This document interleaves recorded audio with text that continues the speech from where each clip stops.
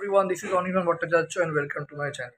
So আজকে আমি review করব প্রফেসর শঙ্কু এলডোরাডো সিনেমাটা, যেটা 2019 এ বেরিয়েছিল, সন্দীপ রায় সিনেমা। তো এই মুভিটা আমার কেমন লেগেছে সেই ব্যাপারেই কথা বলবো এই ভিডিওতে। তো চলুন শুরু করা যাক। তো আমি 2019 ডিসেম্বর যখন মুভিটা বেরিয়েছিল প্রফেসর শঙ্কু এলডোরাডো, তো এই সিনেমাটা আমি দেখিনি তখন। সামহাও ব্যস্ততার কারণে সিনেমাটা দেখা হয়ে ওঠেনি। তো রিসেন্টলি দেখলাম তোমার তোমার জলসা মুভিসে দিয়েছিল। তো সিনেমাটা আমার মানে কিরম লেগেছে, আমি শঙ্কুর গল্পটাও জানি না। প্রফেসর শঙ্কু এলডোরাডো গল্পটা সানডে সাসপেন্সেও হয়েছে, কিন্তু গল্পটা আমার একদমই জানা নেই। তো একদম মানে অনেক ফেলুদার গল্প যেমন অনেক জানা থাকে, তো একটু যেমন কম্পেয়ার করতে সুবিধা হয়, কীরকম চেঞ্জ হয়েছে না চেঞ্জ করেনি বা একই রকম রেখেছে কিনা। তো নিজের একদম পার্সপেক্টিভ থেকে, নিজের মানে পার্সোনাল থেকে বলবো যে সিনেমাটা কীরকম।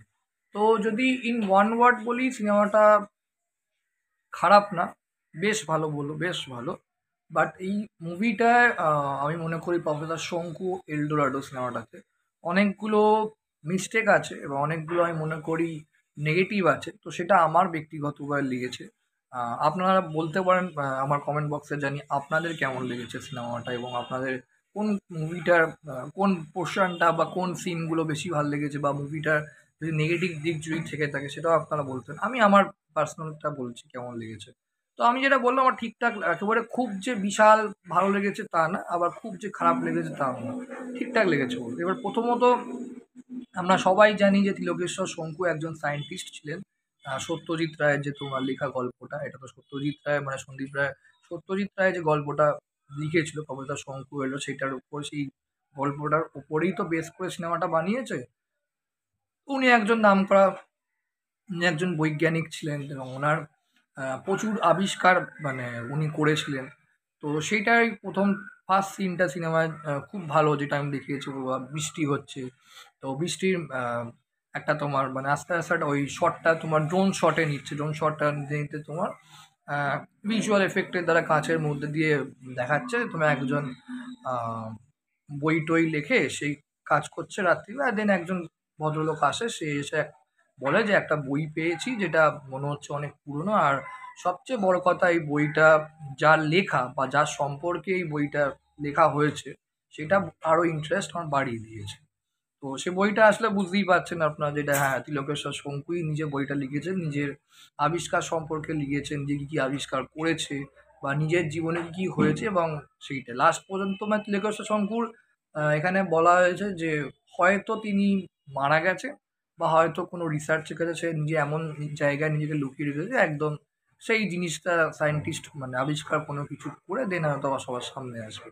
তো সেটা আর অত করে ভালো করে বোঝায়নি যে লাস্ট অব্দি যেটা কি হলো তার। তো এখানে জাস্ট ওই এলডোরাডো ব্যাপারটা নিয়েই হয়েছে। তো উনি তারপর বইটা দিলেন, ওনার পয়সার দরকার, ওর যে বইটা পায় মানে জায়গাটাতে কোন জায়গাটা থেকে বইটা পায় সেটাও মুভিটা দেখায়। আমি সেগুলো ডিটেলসে বলছি না, কারণ সবাই হয়তো সিনেমাটা দেখে নিয়েছে, তো অত ডিটেলিংয়ে যাচ্ছে না, ভিডিওটা আমি বড় হয়ে যাবে। তো সিনেমাটার গল্পটা এরকমই, যারা জানেন ঠিক আছে, যারা জানে না তাদের জন্য একটু বলছি যে প্রফেসর শঙ্কুর একটা ইনভাইটেশন আসে সাও পাওলো থেকে, অর্থাৎ ব্রাজিল। তো তখন এবার ও নিজেকে প্রিপেয়ার করছে, তারপর যাবে, এবং ও কোথায় থাকে সেই জায়গাটা দেখা যায়, সেই জায়গাটার মধ্যে জিনিসপত্র মানে ওরই সব আবিষ্কারক জিনিসপত্র ওর ক্যারেক্টারটাকে এস্টাবলিশমেন্ট করে দেয়। তো ওইগুলো আমার মনে হচ্ছে আরেকটু ডিটেলিংয়ে করলে ভালো হতো, যেটা আমার নেগেটিভ লেগেছে। একটু ডিটেলিং দরকার ছিল একজন সায়েন্টিস্টের, শুধুমাত্র তার ঘরে তার জিনিসপত্র দেখিয়ে তারই আবিষ্কার হচ্ছে একজন ভালো সায়েন্টিস্ট, এবং সে হলোগ্রাফে কথা বলছে তোমার তার দুজন বন্ধুর সাথে। তো সেইগুলো আরেকটু ডিটেলিংয়ে দেখালে ভালো হতো, এটা আমার নেগেটিভ লেগেছে। আর তারপর নকুড় বিশ্বাস আসে আমাদের, ওকে ওর একটা সুপার ন্যাচারাল পাওয়ার হট করে চলে আসে বাড়িতে। কীভাবে সুপার ন্যাচারাল পাওয়ারটা আসছে সেটা আমি বলবো না, বইটা দেখুন ভালো লাগবে, ওটা ভালো দেখিয়েছে বলবো। তো দেন ও দেখে যে সুপার ন্যাচারাল পাওয়ারে যে ওর একটা যে সিন সাও পাওলোতে যে যাচ্ছে যে ইনভাইটেশনে, বিপদ হতে পারে মানে আমাদের লোকেশ শঙ্কু। এইবার ওই বিপদ থেকে সে কিভাবে লোক উদ্ধার হবে মানে রেস্কিউ করবে নিজেকে, বা কিভাবে আহ, ওই ট্রাভেলটা থেকে নিজেকে বাঁচাবে, বা নকুড় বিশ্বাস তাকে কিভাবে রক্ষা করবে, তো সেটা নিয়েই গল্প। তো এইটা শোনার পর নকুড় বিশ্বাসকে পার্সোনাল মানে সেক্রেটারি হিসেবেই নিয়ে যায় সাও পাওলোতে, যাতে নিজের সেই সেফটি পারপাস যাকে বলে বুঝতে পারে যে আগাম বিপদটা, কেন ওর সেই ক্ষমতা আছে আগাম বিপদটা জেনে ফেলা, মানে মানুষের মাইন্ড রিড করা এবং ফিউচার রিড করা, সেই ক্ষমতাটা এসে গেছে। ওটা দেখি যে কীভাবে ওর ক্ষমতাটা নকুল বিশ্বাসের চলে আসে। তো এইগুলো খারাপ না। অ্যাক্টিং ওয়াইজ আমি বলবো তোমার দীপ্তিমান ঠিকই আছে। আমার শুভাশিস মুখার্জির অ্যাক্টিং খুব ভালো লেগেছে। ও তার চোখের মুখের এক্সপ্রেশন, ভয় টয় এবং তার যে একটা ক্ষমতারটা যে পেয়েছে সেটার মুখে চোখের যে এক্সপ্রেশন খুব ভালো হয়েছে বলবো। আর বাকি যা প্রত্যেকেই ফরেন অ্যাক্টর, তাদের অ্যাক্টিং ভালো হয়েছে, কিন্তু সবারই ওই ডাবিং করে দিয়েছে, বোঝা যাচ্ছে বেঙ্গলি কথাটা। তো সেটা আমি মনে করি তাদের যে ইংরাজি ভাষা দিয়ে ডাব যদি করতো আরেকটু বেশি ভালো হতো। এটা সেকেন্ড নেগেটিভ পয়েন্ট আমার, আমি মনে করি। কেননা কোথাও কোথাও আমি মনে করি ওই জিনিসটা মানে একটু বোকা বোকা লাগে। তারা বাংলা কথাটা মানে লিপসিংটা আমার মনে হয় ঠিক ম্যাচ করছিল না। তো সেটা একটা নেগেটিভ, সেকেন্ড নেগেটিভ পয়েন্ট আমার লেগেছে। বাকি ভিজুয়াল এফেক্টের কাজ আমি বলবো বেশ ভালো, অন্তত চাঁদের পাহাড়ের তুলনায় ভিজুয়াল এফেক্টের কাজ বেশ ভালো হয়েছে। আর গল্পটা যে পেসে গেছে সেই পেসটা খুব একটা খারাপ রাখেনি। ছোট সিনেমা, 1 ঘন্টা 24 মিনিটের সিনেমা, সেটা খুব ভালো। তাও আমি মনে করি আরটু অ্যাটলিস্ট 20-25 মিনিট আরটু যদি বইটা বেশি হতো, আরও বেশি এক্সাইটেড এবং টান টান ব্যাপারটা থাকতো। আর এমনিতে বলবো ঠিকই আছে, মানে ভিজুয়াল এফেক্টের কাজ ঠিক আছে, অ্যাক্টিং ওয়াইজ ওভারঅল পারফরমেন্স ভালো।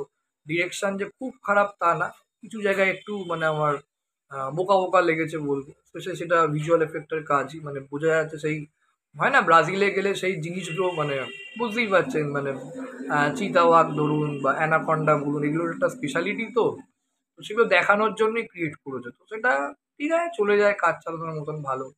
একটু মানে ওখানে ভিজুয়াল এফেক্টের কাজ কাঁচাই ছিল, ট্রাইবাল ব্যাপারটাও এনেছে। আর অ্যাকশন সেরকম কিছু নেই ওর মুভিটা। তো ওভারঅল ওকে। আর লাস্টে যে এলডোরাডো শহরটা দেখায়, তো সেটাও খারাপ না, যেভাবে সিনেমাটা শেষ করে সেটাও হলো। তো ওভারঅল মুভিটা ঠিক আছে বলবো, আমি মনে করি। একেবারে খারাপ কোনো দেখতে পারেন, জলসা মুভি যে মোটামুটিতে, এছাড়া ইউটিউবেও আছে, ডিসনি হটস্টারেও আছে, সিনেমাটা দেখতে পারেন। ওকে। আর শুভাশিস মুখার্জি আর আমি মনে করি দীপ্তিমান ছাড়া এই শঙ্কু আর নকুল বিশ্বাসের ক্যারেক্টারটা আর মনে হয় না অন্য কাউকে মানাতো। ওকে, গুড ফিল্ম যাকে বলে। আর হ্যাঁ, তবে এডিটিং এর কাজটা বেশ ভালো। ক্যামেরা, সিনেমাটোগ্রাফি সৌমিক হালদার বেশ ভালো কাজ করেছে। মিউজিক দিয়েছে সন্দীপ রায়, নিজেই দিয়েছে ভালো। আর আমাদের এডিটেড সুব্রত রায়, সেও ভালো কাজ করেছে। কারণ যখন সিনেমাটা যেভাবে শুরু হয়, ওখানে সায়েন্টিস্টের মানে পরিচয়টা পাওয়া গেছে, কেমিক্যাল সব সব ব্যাপারগুলো দেখিয়েছে। আর এন্ডিংয়ে সবার নাম দেখিয়ে দিয়েছে, সেটা একটা ছবি দিয়ে দিয়েছে প্রত্যেককে ডিস্টিংক্টলি পরিচয় করে মানে চিনতে পারে। তো that is very nice actually. So এটাই ছিল ভিডিও দেওয়া। Thank you so much. ভিডিওটা ভালো লাইক করুন, কমেন্ট করুন, শেয়ার করুন। অবশ্যই আপনাদেরও মতামত জানান আমার ভিডিওটা কেমন লাগছে। চ্যানেলটা অবশ্যই সাবস্ক্রাইব করে দেবেন। Thank you so much.